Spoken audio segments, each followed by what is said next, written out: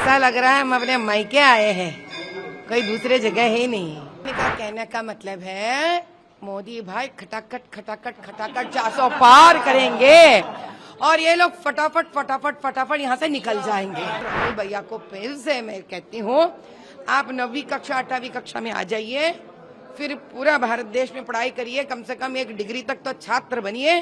जाग गया भारत देश, जाग गया भारत देश, अब नहीं चलेगा ये सब यहाँ पर।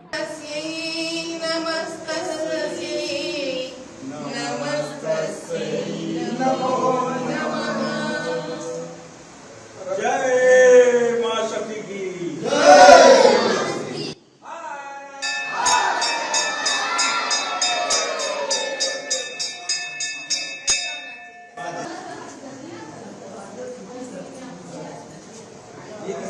बस हम कहना चाहते हैं कि हम बहुत भाग्यशाली है कि काशी के नगरी में हैं हम, और बाबा शंकर भगवान काशीनाथ का आशीर्वाद भी है हमारे लिए, क्योंकि जैसे हम आए तब से यहाँ के लोगों का प्यार और यहाँ के लोगों का स्नेह इतना है कि हम ऐसा लग रहा है हम अपने मायके आए हैं, कोई दूसरे जगह है नहीं।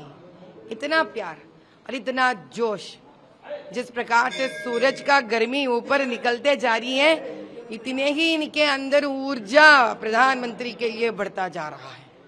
बस हम क्या कहें। आप लगातार जो है जनता से मुलाकात कर रही हैं, काशी में पिछले 2 दिनों से आप हैं। आपकी बार 400 पार पीएम का स्लोगन, और दूसरी तरफ 2 युवा नेता अखिलेश और राहुल खटाखट खटाखट खटाखट। भैया इनका कहने का मतलब है मोदी भाई खटाखट खटाखट खटाखट 400 पार करेंगे और ये लोग फटाफट फटाफट फटाफट यहाँ से निकल जाएंगे।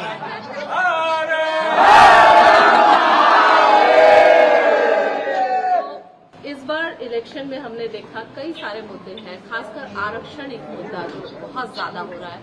नड्डा जी ने कल भी साफ तौर पर कहा कि धर्म के आधार पर कोई आरक्षण हम नहीं देंगे। राहुल गांधी कहते हैं कि 50% कैप जो है आरक्षण से हम हटा देंगे। दिल से, जान से, खून से हम कॉन्स्टिट्यूशन की रक्षा करेंगे। What is your? ये आरक्षण निकाल भी देना चाहते हैं और दिल से, जान से, खून से कॉन्स्टिट्यूशन का रक्षण करना चाहते। तो पहले से मैं यही कह रही हूँ भैया, कहीं तो कोई गलती गड़बड़ हो गई है। राहुल भैया की पढ़ाई में कहीं तो गड़बड़ हो गई है। असल भारत देश में हर बच्चा जो भी एक ऐसे स्तर पर आता है जहां वो कॉन्स्टिट्यूशन के बारे में अगर पढ़ा होता तो ये 2 मुद्दे एक ही जगह नहीं रह सकते हैं। आप आरक्षण निकाल भी देना चाहते हो और कॉन्स्टिट्यूशन का संरक्षण भी करना चाहते हो, तो ये मुद्दा वही कह सकते हैं जो इस देश के नहीं हो सकते हैं। तो राहुल भैया को फिर से मैं कहती हूँ, आप 9वीं कक्षा 8वीं कक्षा में आ जाइए, फिर पूरा भारत देश में पढ़ाई करिए, कम से कम एक डिग्री तक तो छात्र बनिए, तब आपको क्लैरिटी रहेगा कि इस देश का आरक्षण उसी प्रकार से होना चाहिए जिस प्रकार से कॉन्स्टिट्यूशन हमसे कहती है। तब जाकर कॉन्स्टिट्यूशन को दिलो जान से आप संरक्षण कर रहे हो।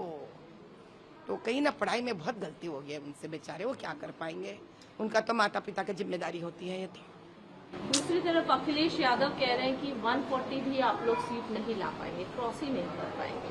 पूरे कॉन्फिडेंट है विपक्ष इस बात को लेकर। हाँ, तो इसके बारे में मैं एक बात बताना चाहती हूँ। अखिलेश जी को काफी गर्मी है, हम समझ सकते हैं भैया। दिन दहाड़े अगर आप काम कर रहे हो इतना तो नींद आ जाएगी, और जब दिन में आप सो जाते हो तो इसी प्रकार के सपने आते रहते हैं। लेकिन समझ जाइए, दिन के सपने कभी सच नहीं होते हैं, और ये सपने में आप ऐसे ही रहोगे तो अब बहुत मुश्किल हो जाएगी खुद के लिए। जाग जाओ, सुबह के दिन के सपना देखना बंद कर दो।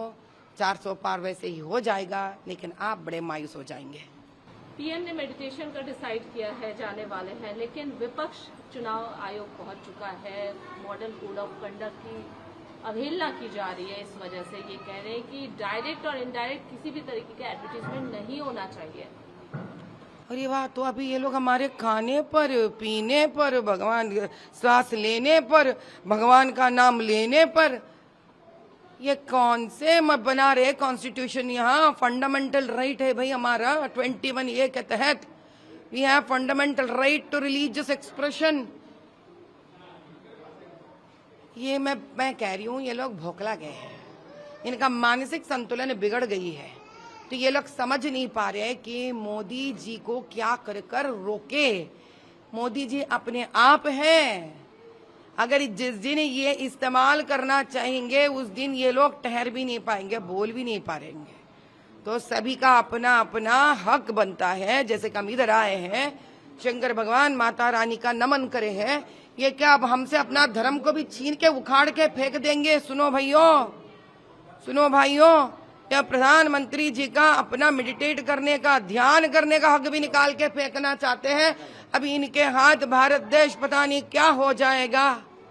क्या हमने तो कभी किसी से नहीं कहा है कि आप मस्जिद मत जाओ, आप दरगाह मत जाओ, हमने तो नहीं कहेंगे, ना कहा है ना कहेंगे।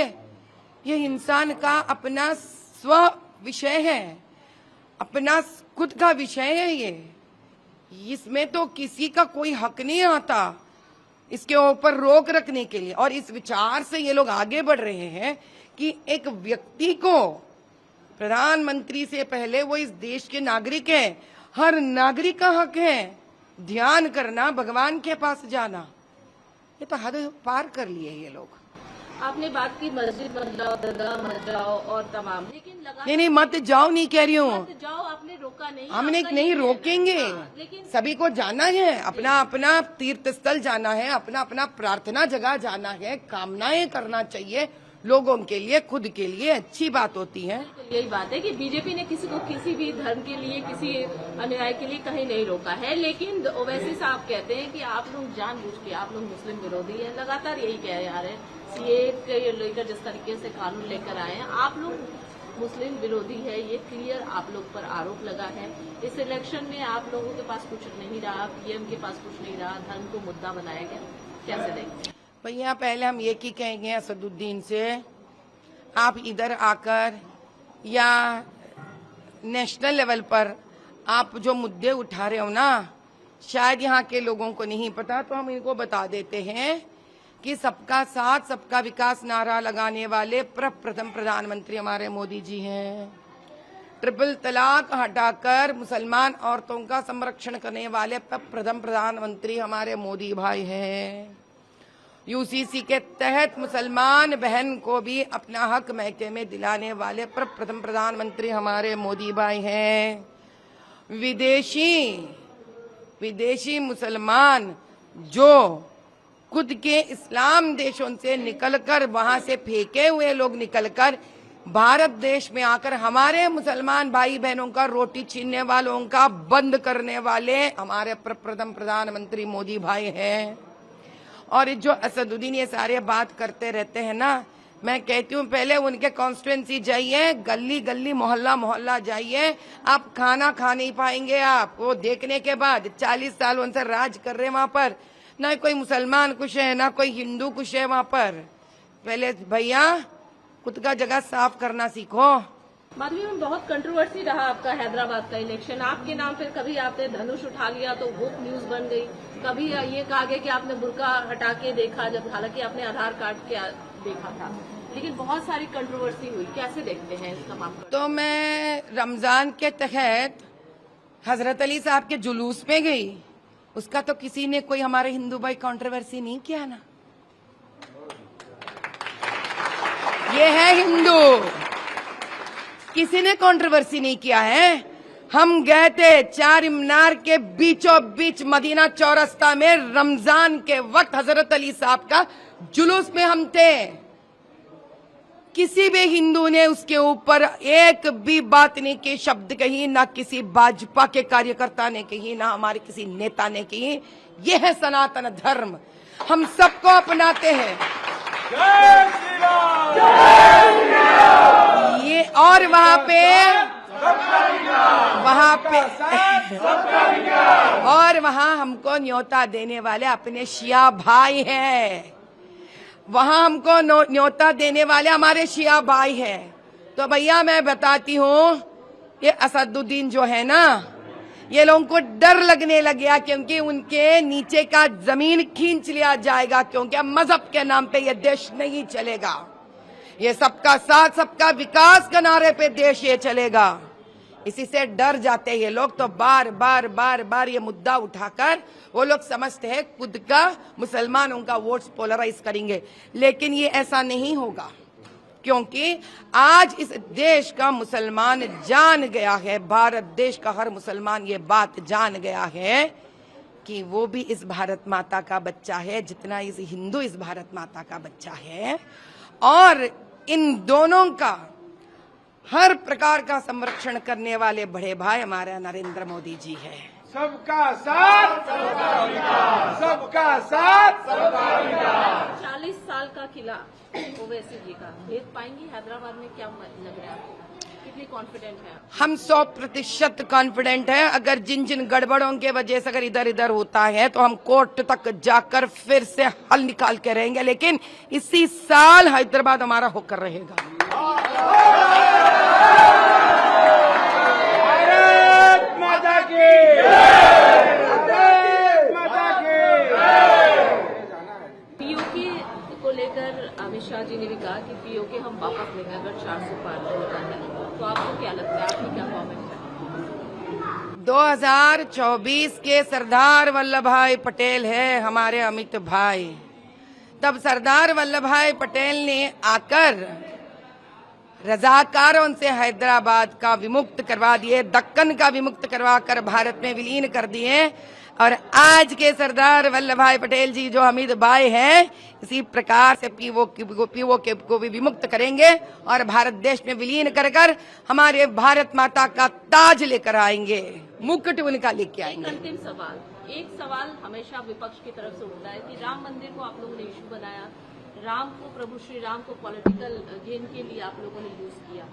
एज यू आर ऑल्सो, आप एक हिंदुत्व लीडर के रूप में जिस तरीके से आप उभर रहे हैं, आपका क्या कहना है इस पूरे मामले में? हिंदुत्व लीडर बोल रहे हैं आप, तो किसी न किसी मजहब में तो मुझे जन्म लेना पड़ेगा ना, तो कौन सा मजहब में लेने के बाद आप बोलोगे मजहब का नाम नहीं लोगे मेरे साथ, बताइए। आज का ये भी पाप हो गया हमारे लिए कि हम हिंदू जन्म लिए, बार बार हिंदुत्व हिंदुत्व हिंदुत्व बोलते हैं आप। तो अमीर के पास जाके बोलिए आप अमीर है, अमीर है, अमीर है, अमीर है, तो गरीब के पास भी जाके बोलिए आप गरीब है, गरीब है, गरीब है, गरीब है। कम से कम बच्चा जो बेचारा गरीब दलदल में है पूरा भारत देश और विश्व जानेगा। अरे यार, ये तो गाली का जैसा हो गया हिंदू बनना।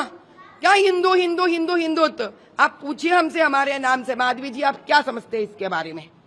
हम तो किसी मुसलमान के पास जाके नहीं कहते मुसलमान है, मुसलमान है, मुसलमान है, मुसलमान है। ये क्या मजहब का नाम लेकर इंसान का आप इतना तौहीन कहते हैं ना, आप नीचे गिरा रहे इंसान को।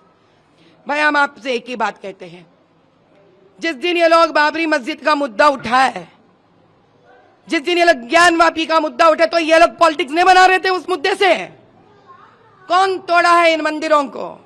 कोई अपना मुसलमान तो नहीं तोड़ा, इस भारत देश में जन्मा मुसलमान तो नहीं तोड़ा, क्योंकि कभी भी भारत देश में जन्मा मुसलमान नहीं करेगा ये काम। ये क्या उस विदेशियों ने, मुगलों ने, आप उनका साथ देते हो? क्या है असद का दर्द, तकलीफ मुझे समझ में नहीं आता।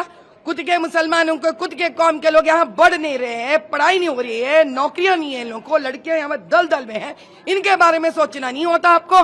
बार बार आप रोहिंग्यों के बारे में बात करते हो, पाकिस्तान से टेररिस्ट के बारे में बात करते हो, मुगलों के बारे में बात करते हो। जाग गया भारत देश, जाग गया भारत देश, अब नहीं चलेगा ये सब यहाँ पर।